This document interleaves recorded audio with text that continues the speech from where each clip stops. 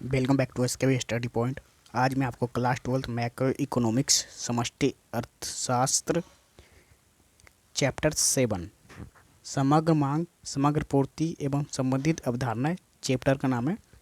उनमें से मैं आपको आज समग्र मांग और समग्र पूर्ति समझाऊंगा, क्योंकि इस चैप्टर में से ना समग्र मांग एवं समग्र पूर्ति, aggregate demand and aggregate supply के ऊपर ना क्वेश्चन जरूर बनता है। चलिए अब स्टार्ट करते हैं। समग्र मांग होता क्या, इसका डेफिनेशन देखते हैं, इसका फॉर्मूला भी देखेंगे। समग्र मांग क्या है? एक अर्थव्यवस्था के अंदर सभी क्षेत्रों द्वारा निश्चित समय अवधि में अंतिम वस्तु एवं सेवाओं के क्रय करने की जो योजना बनाई जाती है। क्रय करने की यानी कि वस्तुओं सेवाओं को बेचने खरीदने की, विक्रय मतलब बेचना, क्रय मतलब खरीदना। तो खरीदने की जो योजना बनाई जाती है, प्लानिंग की जाती है, नियोजन की जाती है, उसे हम क्या कहते हैं? समग्र मांग कहते हैं। समग्र मांग कहते हैं या फिर क्या कहते हैं? एक अर्थव्यवस्था में मुद्रा और सेवाओं के कुल मांग से है, जिसे समग्र मांग, एग्रीगेट डिमांड कहते हैं। एक अर्थव्यवस्था में वस्तु एवं सेवाओं के कुल मांग कितना हो रहा है? अर्थव्यवस्था के अंदर वस्तु एवं सेवाओं की कितनी मांग हुई है, उन सभी मांग को हम किस रूप में जानते हैं? समग्र मांग के रूप में। ठीक है, आगे देखते हैं आगे क्या कह रहे हैं। सेवाओं के कुल मांग को ही हम समग्र मांग के रूप में देखते हैं। इसे कुल व्यय के रूप में भी जाना जाता है। पहले देखिए समग्र मांग क्या है। अर्थव्यवस्था के अंदर बहुत से क्षेत्र हैं, परिवहन क्षेत्र, सरकारी क्षेत्र, उत्पादक क्षेत्र, ये सभी ना वस्तु एवं सेवाओं को तो मांग करते हैं उपभोग करने के लिए। तो ये लोग ना अर्थव्यवस्था के अंदर प्लानिंग करते हैं वस्तु एवं सेवाओं को खरीदने के लिए, क्रय करने के लिए, कि कितनी वस्तुओं सेवाओं को क्रय किया जाए, खरीदा जाए।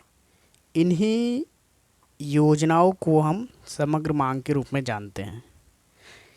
समग्र मांग को हम इसी रूप में जानते हैं, समग्र मांग, जिसे हम कुल व्यय के रूप में भी जानते हैं। कुल व्यय के रूप में इसलिए जानते हैं क्योंकि समग्र मांग यानी कि अर्थव्यवस्था के अंदर वस्तु एवं सेवा खरीदने की जो योजना बनाई जाती है। वस्तु एवं सेवाएं जो हम खरीदते हैं वो फ्री की तो मिलेगी नहीं, उसके लिए हमें व्यय करना पड़ेगा।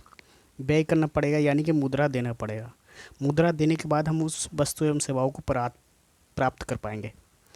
इसीलिए व्यय यानी कि मुद्राओं को व्यय करने के कारण ही हम इसे समग्र तो पहले से जुड़ा था। जब वस्तु सेवा प्राप्त कर रहे हैं, उसके बदले में हम मुद्राओं का व्यय कर रहे हैं। तो मुद्रा को व्यय करने के कारण ही हम इसे समग्र व्यय के रूप में जानते हैं। समग्र व्यय या कुल व्यय के रूप में जानते हैं समग्र मांग को। ठीक है, तो कोई पूछेगा समग्र व्यय किसे कहते हैं, तो आप इस रूप में समझा सकते हैं जैसे मैंने आपको बताया।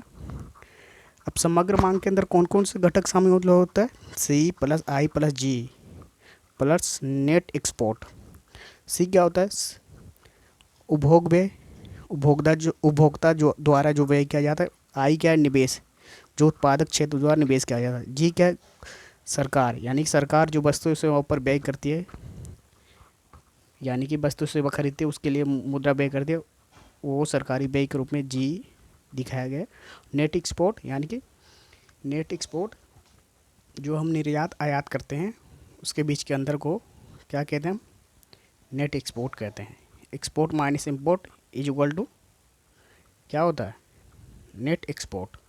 ठीक है, सही, हम नेट एक्सपोर्ट करते हैं। लेकिन हम इस चैप्टर में हम ये सारे घटक नहीं पढ़ेंगे। चैप्टर के अंदर हम सिर्फ दो घटक पढ़ेंगे, एक उपभोग व्यय, एक निवेश व्यय। एडी बराबर सी प्लस आई पढ़ेंगे। ठीक है,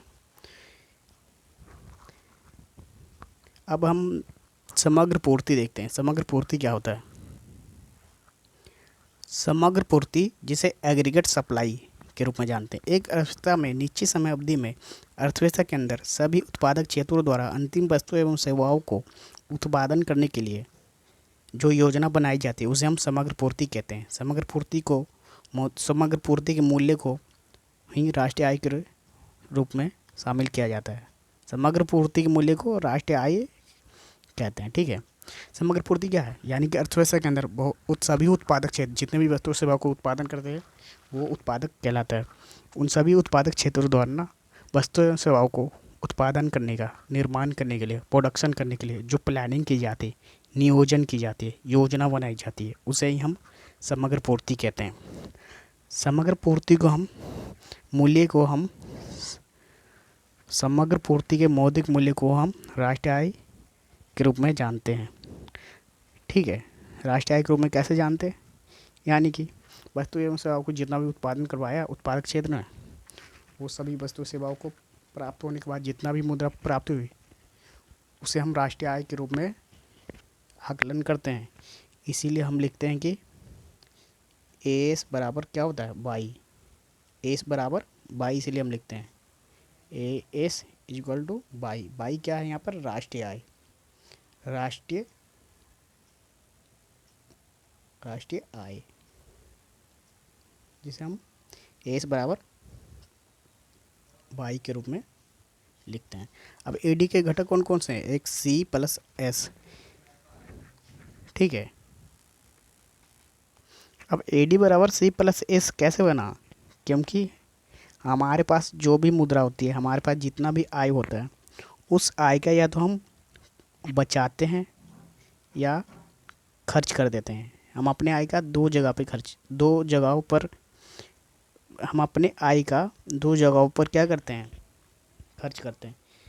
पहला तो या तो हम वस्तु एवं सेवाओं पर खर्च करते हैं, दूसरा हम अपने आय का बचाते हैं, बचत करते हैं हम अपने आय का, या तो फिर हम अपने आय का व्यय करते हैं। उसे हम सी प्लस एस के रूप में, एडी बराबर सी प्लस एस के रूप में जानते हैं। ठीक है, यानी कि एडी बराबर सी प्लस एस इसलिए होता है क्योंकि हम अपने आय का या तो बचत करते हैं या तो हम अपने आय का उपभोग करते हैं। इसीलिए हम जब न्यूमेरिकल सॉल्व करते हैं तो ए एस बराबर में बाई लिखते हैं। एस बराबर में बाई क्यों लिखते हैं आप जान गए होंगे, क्योंकि बाई जो होता है राष्ट्रीय आय के रूप में जाना जाता है, और राष्ट्रीय आय जो होता है ना समग्र पूर्ति के बराबर होता है। अभी हमने समझाया था समग्र पूर्ति के बराबर क्यों होता है। इसीलिए राष्ट्रीय आय बाई जिन्हें हम सी प्लस एस के रूप में लिखेंगे न्यूमेरिकल करते समय।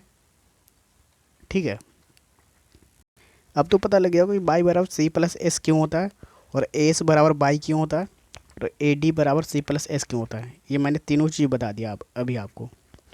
अगर इस प्रकार का कंटेंट आपको पसंद आता है तो आप एसके स्टडी पॉइंट चैनल को लाइक, शेयर एंड सब्सक्राइब कीजिए, जिससे आगे आने वाली वीडियो का नोटिफिकेशन सबसे पहले आपको मिले। धन्यवाद।